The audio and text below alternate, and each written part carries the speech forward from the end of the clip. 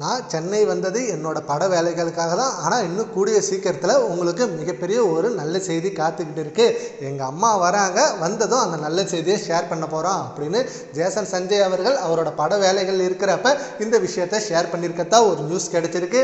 Jason சஞ்சயே இப்படி சொல்லிட்டாரு, அப்போது அந்த நல்ல செய்தி இவங்க 2 பேரும் சேர்ந்து வாழ போகிறாங்க அப்படின்றது தான். கண்டிப்பாக இது ஒரு செம்மையான மொமெண்ட்டாக இருக்க போகுது. விஜய் அவர்கள் முதலமைச்சர் ஆனது அவருக்கே மிகப்பெரிய சர்ப்ரைஸாக இருந்தாலும் இன்னொரு சர்ப்ரைஸ் அவங்க குடும்பமாக சேர்ந்து வாழ போகிறது கண்டிப்பாக இது நடக்கும் அப்படின்னு ரசிகர்களும் தொண்டர்களும் செம்மையாக வெயிட் பண்ணிட்டு இருக்காங்க. அண்ட் ஜேசன் சஞ்சய் இப்போ ரீசெண்டாக 1 மந்த் முன்னாடி அவர் சென்னை வந்தார்.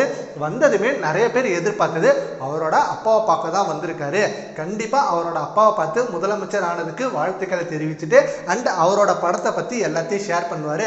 அண்ட் படத்தோட வேலைகள் எப்படி இருக்குது, படம் எப்படி முடிஞ்சுது, படத்தோட கதை என்ன, அண்ட் படத்தோட ஃபர்ஸ்ட் ரிவ்யூ அவங்க அப்பா தான் சொல்லுவார் அப்படின்னு செம்மையாக எதிர்பார்த்தாங்க. ஆனால் அவர் வந்தது பட வேலைகளுக்காக மட்டும்தான் அப்படின்னு அவர் கூட இருந்த சுற்று வட்டாரங்கள் இந்த நியூஸை ஷேர் பண்ணாங்க.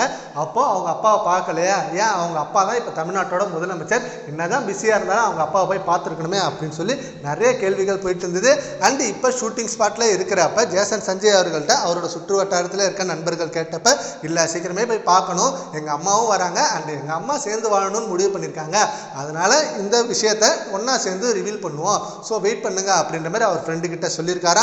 அண்ட் இது எந்த அளவுக்கு உண்மைன்னு தெரியல, பட் இந்த மாதிரி ஒரு நிகழ்வு நடந்தால் கண்டிப்பாக ஃபேன்ஸுக்கு செம்ம ஹாப்பி தான். ஏன்னா விஜய் அவர்கள் முதலமைச்சர் ஆகணும்னு நினைச்சாரு, ஆகிட்டாரு. சீக்கிரமே அவரோட குடும்ப பிரச்சனையை சால்வ் பண்ணி இனிமே வரப்போகிற நாட்களில் ரொம்ப சந்தோஷமாக இருக்கணும் அப்படின்றது ரசிகர்களோட கனவு. இதை பற்றி உங்கள் ஒப்பீனியனை நம்ம கமெண்ட் பாக்ஸில் கமெண்ட் பண்ணுங்கள். Thank you friends.